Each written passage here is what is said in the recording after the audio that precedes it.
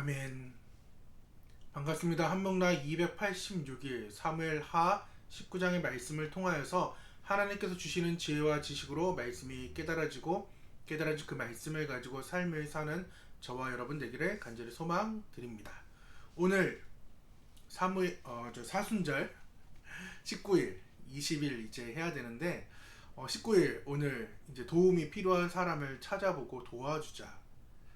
이걸 어떻게 이제 해야 되고 또 어떻게 움직일지 계속 고민하고 있고 그러는데 어떻게 됐더라도 한번 도전해 보시고 또 20일도 친구나 가족에게 내 것을 양보해요. 이것도 참 어렵더라고요. 지금 생각해봐도. 그러니까 19, 20일 함께 고민하면서 또 사순절을 지내보면 좋겠습니다. 오늘 19장입니다. 19장. 19장은 아들 압살롬의 죽음으로 인해 비탄에 잠긴 다윗 왕의 모습에서 시작됩니다.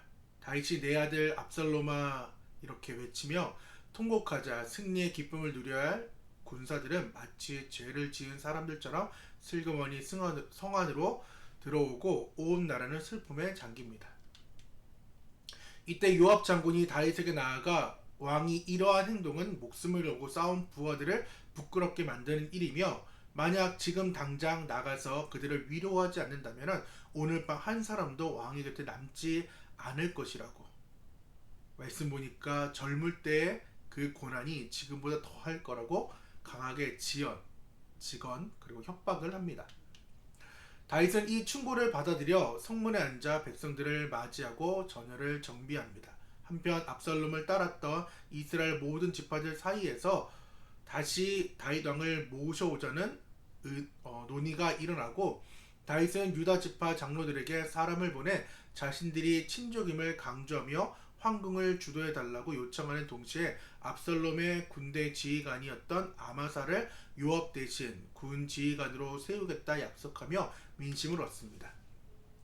다윗이 예루살렘으로 돌아오는 길에 요단강에 이르자 예전에 그를 저주했던 베냐민 사람 시므이가 가장 먼저 달려와 용서를 구하고 다윗은 아비새의 반대에도 불구하고 그에게 죽이지 않겠다고 맹세를 하며 자비를 베풉니다.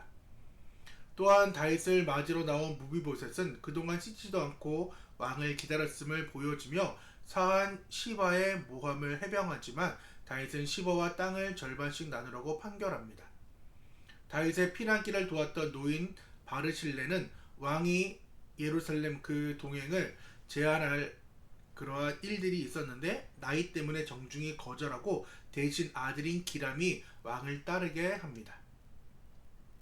왕이 요단강을 건너 유다 지파들과 함께 돌아올 때에 이스라엘의 나머지 지파들이 왜 자신들을 제치고 유다 사람들만이 독단적으로 왕을 모셔왔느냐고 항의하면서 유다와 이스라엘 사람의 격렬한 말다툼이 벌어지는데 유다 사람들의 말이 더 강경하여 결국 지파 간의 깊은 갈등에 씨앗을 남긴 채 오늘 19장이 마무리됩니다.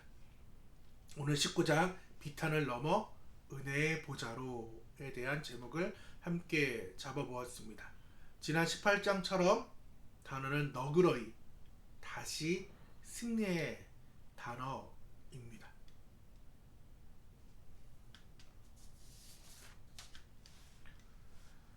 지난 18장에 우리는 너그러이에 대한 상황들을 좀 생각해 보았습니다. 그러다가 참 마음에 이렇게 감동도 주시고 그 울컥함이 이제 말씀을 나누는 가운데 이렇게 찾아왔는데 압살롬과 아들과 전쟁을 하려고 출정하는 그 지휘관들에게 다윗은 마지막으로 그러나 아주 간절하면서 그들에게 신신당부한 것이 무엇이냐? 압살롬을 너그럽게 대해달라. 적장도 아닌 소년 그 압살롬을 잘 대해달라고 말합니다. 다윗은 그들에게 부드러운 속삭임 그리고 천천히 걸음 조용하고 비밀스러운 그 손길 앞에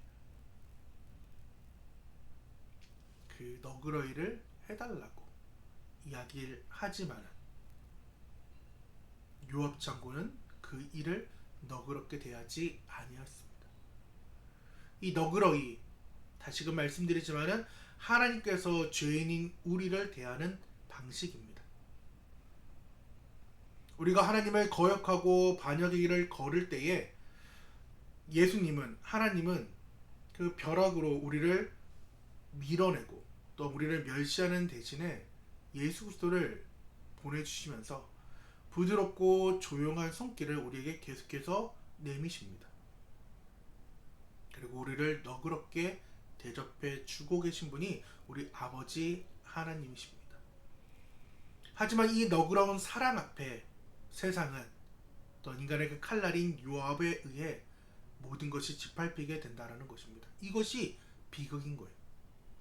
너그러의 은혜를 정말 깊이 묵상하고 생각하며 나아가야 되는데 세상은 그렇지 않다라는 것입니다. 오늘 이 다윗의 통곡과 그리고 황궁의 여정을 통해 하나님은 결국 실패한 인간을 어떻게 사랑하시며 또 어떻게 영원히 그 너그러운 마음을 가지면서 우리를 용서하였는지를 다시금 19장을 통해서 알기를 원합니다.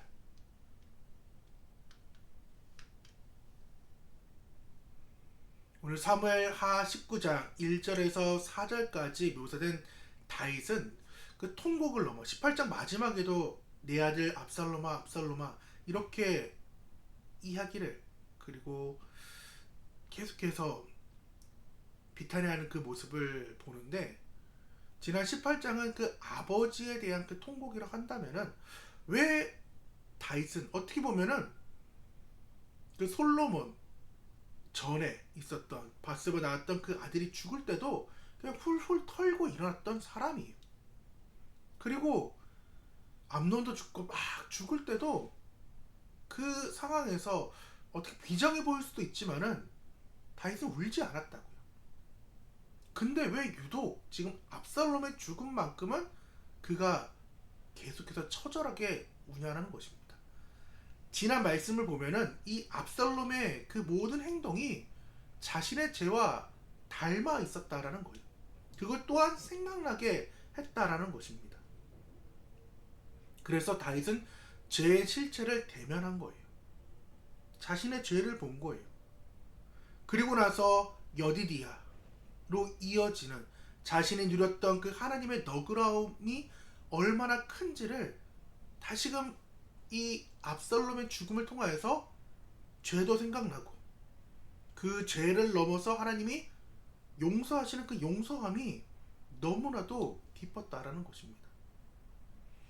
그리하여서 그에게 다윗은 승리의 기쁨보다 죄에 대한 그 아픔에 계속해서 머물기를 그는 선택했어요. 다시금요, 다윗은 승리하는 그 기쁨보다 오히려 죄의 아픔 속에 머물기를 선택했다라는 것입니다. 근데 세상은, 요압은 이 일에 대해 빨리 잊으라고 이야기합니다. 승리가 중요하지 왜 죄에 대해서 긁어 부스럼내면서 그 안에 머물려고 하냐고. 세상은 그렇게 이야기해요. 다윗은 하나님 앞에서 자신의 죄, 자신의 허물을 계속해서 천천히 곱씹으면서 회개의 자리를 지키려고 했다는 거죠. 그런데 우리는 어떠한가요? 우리는 하나님에 대해 나의 죄를 곱씹어 보면서 다시금 죄를 짓지 않아야 되겠다라는 그런 마음이 드시나요?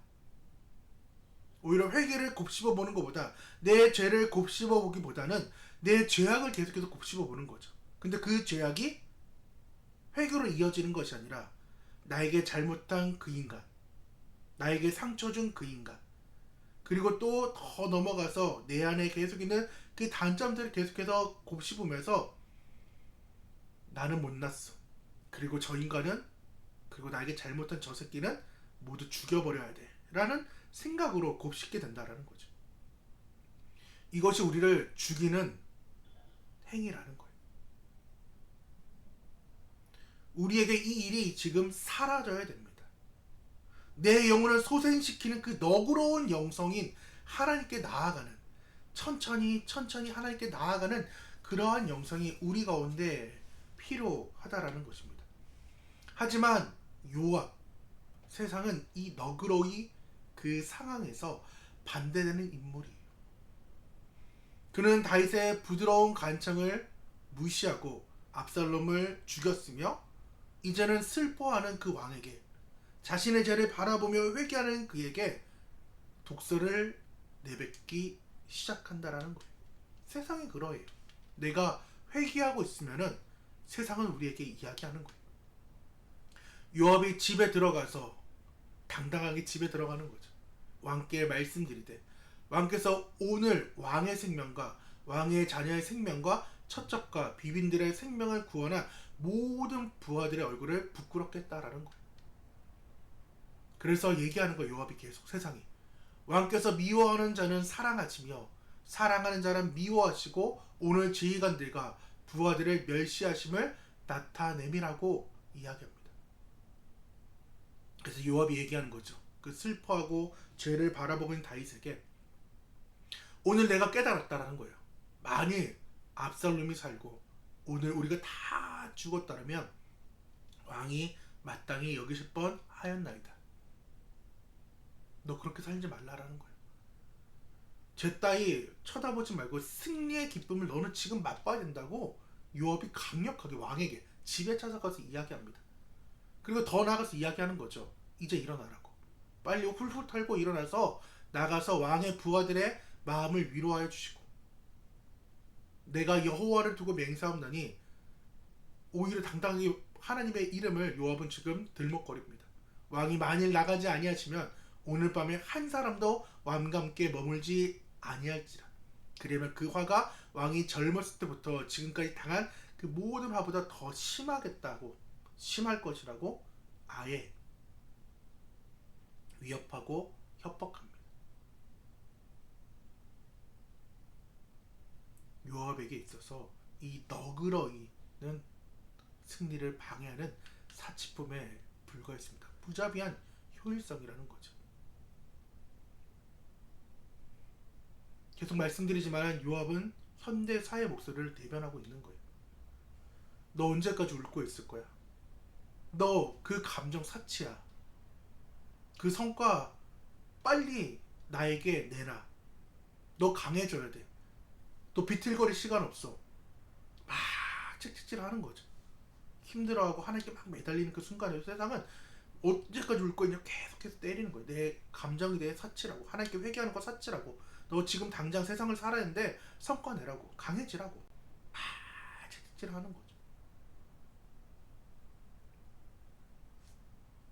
이것은 당장 무언가를 보일 수는 있지만은 우리의 영혼을 살리거나 하나님과의 그 관계를 회복하지는 못합니다. 우리는 이것을 경계해야 돼요. 진짜 충분하게 울 수 있어야 돼요. 시편 51편에 그 충분한 회개가 있었어요. 또 동일하게 이 회개가 오늘 19장에서 계속해서 이어졌을 때에 다윗은 더 이상 그 죄들이 일어나지 않았을 거예요. 하지만 그 충분한 회개를 하지 못했다는 거죠. 왜? 세상이 계속해서 우리에게 다그쳐요. 하나님께서는 우리에게 나에게 천천히 와 넘어지지 말고 다치지 말고 천천히 나에게 오라고. 너가 넘어지고 쓰러지고 자빠지고 너가 죽는 것보다 나에게 천천히 마음을 들이면서 오는 게 좋다라고 얘기하지만 세상은 어때요? 계속해서 빨리 가라고 막 압박하죠. 특히 한국의 이 빨리빨리의 문화가 회개의 자리에 울만 하면은 밀어버리죠. 지 혼자 은혜 받았어? 지 혼자 뭐 했어? 지 혼자 아주 쌩 난리야 라고 얘기하죠. 근데 이 사순절 기간 우리는 결단하고 훈련해야 돼요. 하나님 앞에 그 너그러이의 상황, 그 너그러이 머무는 시간이 많아지길 원해요. 바쁜 거 알아요. 힘든 거 알아요. 여러 가지 상황이 있으니까 하나님이 이 40일 동안 사순절을 지키게 함으로써 나의 고난에 참여하라고 말씀하십니다. 요압과 같은 세상의 논리에 뺏기지 말고 마음을 하나님께 드리라고 말씀하고 있는 거예요. 그러할 때에 바꾸세요. 하나님께서 하나님께서 모든 것을 바꾸신다라는 거예요. 이제 요단을 건너 황봉하는 그 다윗의 발걸음은 시편 23편이 성취되는 거예요. 은혜의 행진이라는 거죠. 주께서 내 원수의 목전에서 내게 상을 차려주시고 기름을 내 머리에 부으셨으니 내 잔이 넘치나이다. 그렇게 핍박했던 시므이가 이제는 용서를 구합니다. 16장에 어떻게 했나요? 이 피 흘린 자여 가거라 가거라 하면서 돌을 던지며 저주했던 사람이 시므이에요. 베냐민 사람. 이거 원래 우리 집안 거다. 역시 너는 죽어 마땅한 사람이야 라고 16장에 그를 다윗을 막 저주했는데 그는 다윗이 돌아오는 이야기를 듣고 자신의 생명 위태로움을 깨닫고 베냐민 사람을 1000명을 데리고 먼저 요단강에 달려와서 용서를 구합니다. 근데 이 용서가 진심 어린 회개가 있는 것이 아니에요. 살기 위한 그러한 굴복이었습니다. 근데 다윗은 그를 바라보고 이 처죽의 새끼야 라고 얘기하지 않았어요. 다윗은 이야기합니다. 오늘이 이스라엘 왕이 된 날이 아니냐고. 모든 것이 다시금 회복되었는데 이 시므를 내가 용서한다라는 그 너그러운 마음을 지금 다윗은 행하고 있어요. 다윗은 보복할 수 있었어요. 지금 절대적인 권력을 이제 다시금 쥐었어요. 하지만 그를 찾아온 그 하나님의 그 마음을 그 부드러운 용서를 담아서 시므에게 행동하며 원수 앞에 목전을 그 상황에서 모든 것을 상을 차려주신 그 하나님 앞에 내 잔이 넘친다라고 그는 고백하고 있다라는 것입니다. 그리고 우리가 살펴보진 않았지만은 17장 하반절에 이제 밑에 쪽 보면은 이제 압살롬의 그 전쟁의 상황에서 모든 것을 물자를 대준 사람이 있어요. 그게 지금 바르실레의 상황인데 친구와 밀, 보리, 볶음국시, 꿀 뭐 이런 것들 터들 여러 가지를 다 지금 보내줬어요. 이것은 단순한 물자가 아니라 광야 한가운데 하나님 차려주신 너그러운 식탁이었다는 거죠. 내 잔이 넘친다라는 그 일이 지금 하나님이 광야 가운데 해 주었다라는 것입니다. 그렇기에 그 사랑에 감사할 줄 알아야 돼요. 바르실레는 왕에게 보상을 기대하지 않았어요.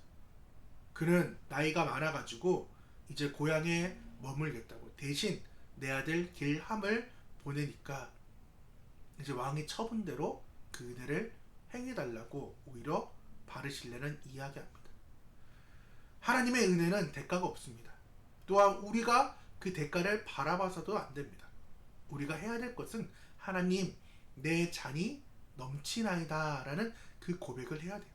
하나님 우리가 가장 결핍되고 비참한 순간에 진짜 예상치도 못하는 통로를 통하여서 내 잔이 넘친다라고 고백할 수밖에 없게 만드는 거예요.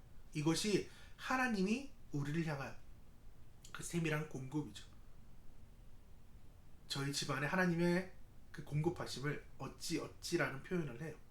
진짜 하나님께서 한 달의 삶을 어찌 살게 해요. 그래서 늘 사모랑 와이프랑 고백하는 거예요. 이번 한 달도 하나님께서 어찌 살게 했다고.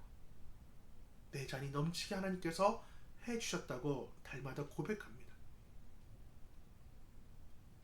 함께하는 성도님들 그리고 한복날 가족들 또 알게 모르게 기도하는 그분들을 통하여서 하나님께서는 저희 가정에게 매번 까마귀를 보내면서 하나님께서 그 너그러움을 늘 저의 삶 가운데 채워주심을 저는 봅니다. 그렇기에 영혼을 소생시키는 목자가 되어야 돼요. 여러분도. 왜? 너그러의 그 은혜를 받았기 때문에. 다윗은 자신을 배반하고 비난했던 그 자들에게 포용을 하는 거예요. 이것은 다윗의 성품이 훌륭해서가 아니라 하나님께서 그의 상한 심령을 부드럽게 만들어 주었기 때문에 새 마음을 주셨기 때문에 그 일이 가능했다라는 것입니다. 사순절 우리는 지금 지나고 있어요. 우리를 향한 그 하나님의 너그러움을 계속해서 우리는 묵상할 줄 알아야 돼요. 하나님께서 나에게 이 일을 행해 주었지. 나에게 천천히 오라고 하고 있지. 세상의 사람들은 날카롭게 지금 이야기 요압처럼 빨리 해, 빨리 해, 빨리 해. 언제까지 이러고 있을 거야? 네 감정? 지금 회개하는 거 사치야. 나중에 해도 돼. 지금은 달릴 때야. 막 채찍질할 때. 이 칼날 앞에 여러분 계속 서 있으실 건지, 아니면은 조금 늦더라도 그 십자가 안에 거하면서 내 죄를, 나를 위해 피 흘리신, 나를 위하여 돌아가신 그 예수님을 기억할 건지. 그래서 회개하며 주님의 사랑을 깊이 묵상하는 그 자리를 지키길 원합니다. 지금 보내고 있는 사순절은 우리를 향한 그 하나님의 너그러운 대접이 얼마나 큰지를 깨닫는 시간인걸. 주님의 천천히 걸어오른 그 걸음, 우리를 심판함이 아니라 우리를 대신하여 죽음으로 나아가는 그 사랑의 걸음이었습니다. 십자가는 우리를 향한 하나님의 가장 조용하고도 강력한 너그러이의 선포입니다. 내가 다 이루었다 라는 그 부드러운 속삭임이 우리를 위로하고 있습니다. 하나님이 다 이루셨기에 우리가 오늘 이 순간 함께 예배할 수 있습니다. 오늘 사무엘 하 19장 그리고 사순절 기간을 지나는 우리에게 원수의 목전에 상을 차려주시고 우리의 잔을 넘치게 하신 그 너그러운 삶을 기억하시고, 혹여나 우리의 삶이 지금 사망의 음침한 골짜기를 가는 것처럼 다윗과 같은 그 앞의 여정이 보인다 하더라도 묵묵히 십자가를 걸으신 주님을 붙잡고 나아가는, 그래서 주님께서 언젠가는 우리의 상한 심령을 소생시키고 영광스러운 자리로 인도함을 믿기를 바랍니다. 3일기를 안 받고 왔네요. 3일기, 세상의 효율과 속도를 강조하는 그 요압의 목소리에 나는 지금 하나님께 나아가는 부드럽고 조용한 손길의 시간을 놓치고 있지는 않은지, 즉 다윗과 같이 내 죄를 바라봐야 될 그 시간을 놓치고 있지 않은지를 점검하시고, 또한 나를 힘들게 하는 원수의 목전에서 이미 상을 차려주신 그 선한 목자를 신뢰하며, 혹여나 내가 먼저 이 너그러이를 품어줘야 될 사람이 누구인지를 함께 고민하며 그들에게 지금 이제 19일 20일 도움이 필요한 사람을 찾아보고 또한 친구나 가족에게 내 것을 양보하는 것처럼 오늘 3일기가 동시에 같이 일어나기를 원합니다. 함께 기도하도록 하겠습니다. 사랑과 자비가 풍성하신 하나님 아버지, 오늘 사무엘하 19장의 말씀을 통해 반역한 자신